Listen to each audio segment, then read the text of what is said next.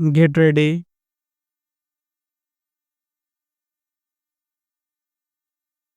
5 seconds.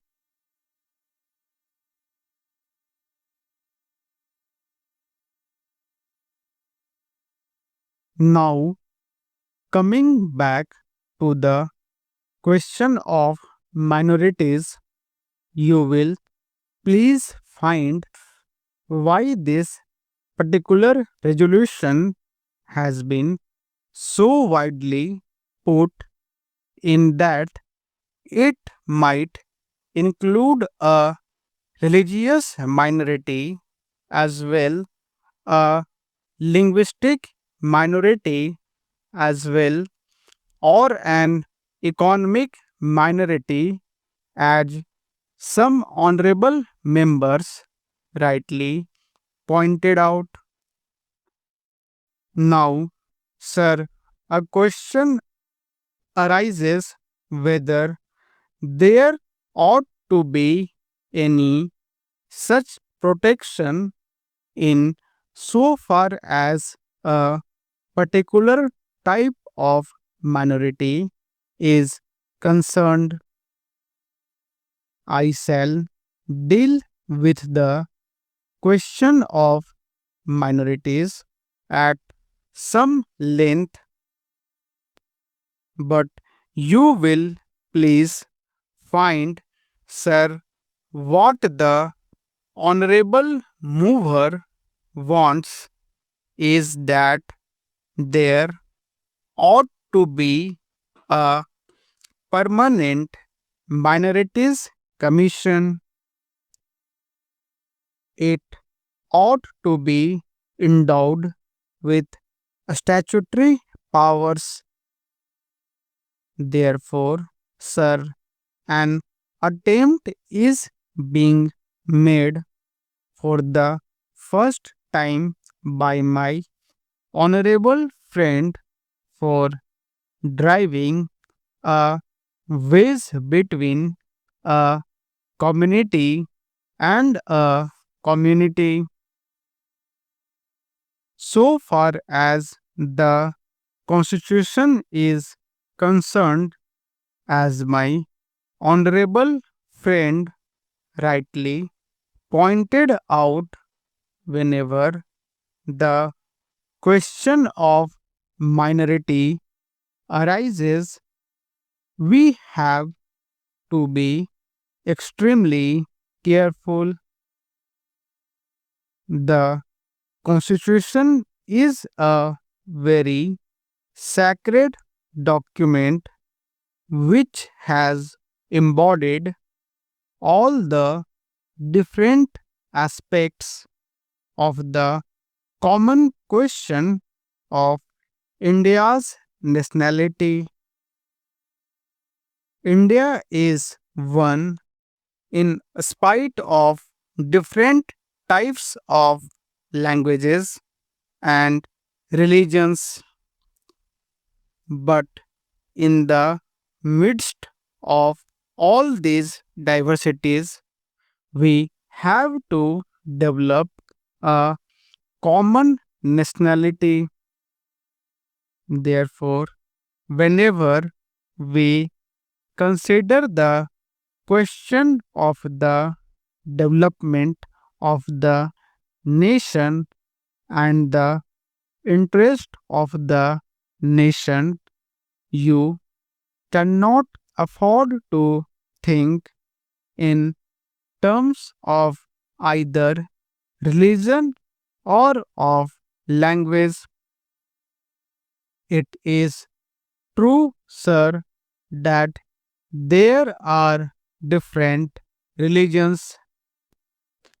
It is also true that there are different languages. Therefore, a question arose, and the framers of the Constitution had to devise a constitution in the midst of the unity of India with certain diversities here and there. For that purpose, what they did was they devised a common nationality for the whole of India, and in so far as religious minorities were concerned, they were given certain rights. I would not go into the details regarding the provisions of the fundamental rights regarding the practice of religion.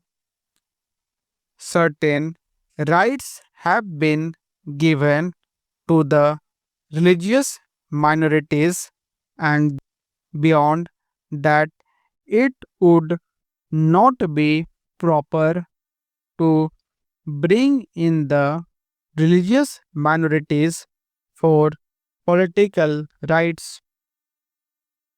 For that, we have to be extremely careful. I would also point out that while we have to develop a common nationality, the members of the Indian nation have to understand that we are one nation. Therefore, certain rights in respect of religious minorities were given.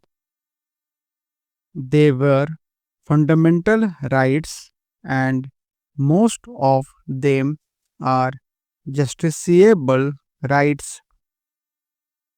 Here we stopped so far as the religious rights were concerned.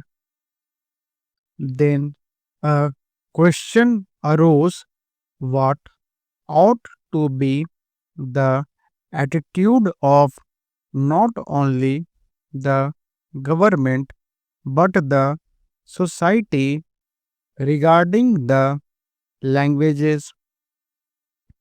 It was true that there were certain interests of the regional languages. Now, these languages required to be developed, but they were not meant for dividing one man from the other.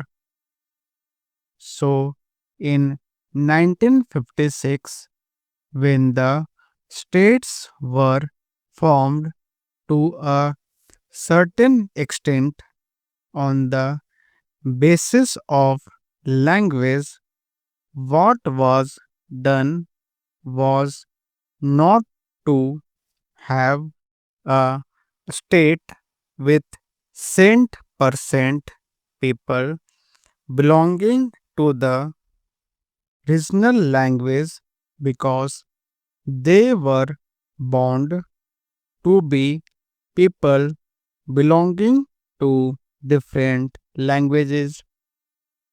That was the reason why this question was considered at great length, and the States Reorganization Commission also went into this question of linguistic minorities. It was bound to arise here and there because they were likely to feel that their rights and safeguards given to them might or might not be properly implemented. So, this question was considered first by the States Reorganization Commission, and they dealt with the question whether we should have a permanent minorities commission.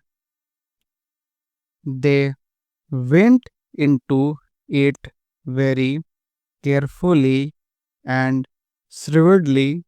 They found out that it would not be proper to set up a permanent minorities commission because the result, if not the actual effort, would be that a permanent wedge would be driven between one community and another community. So far as language minorities were concerned, they had a right. So far as their own languages were concerned, they had also an obligation to understand the language of the majority in the particular state.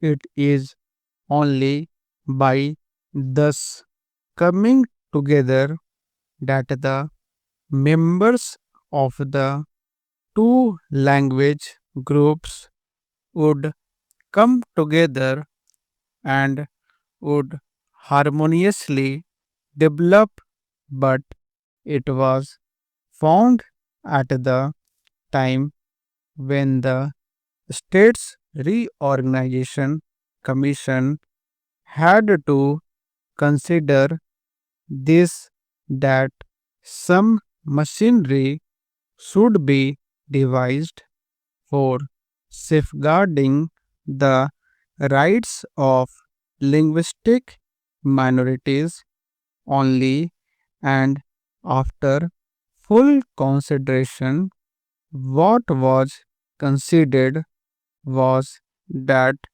only in respect of linguistic minorities certain rights should be extended and certain rights should be safeguarded, and an officer should be appointed by the president for making a report on the question whether these rights of the linguistic minorities are or are not properly safeguarded.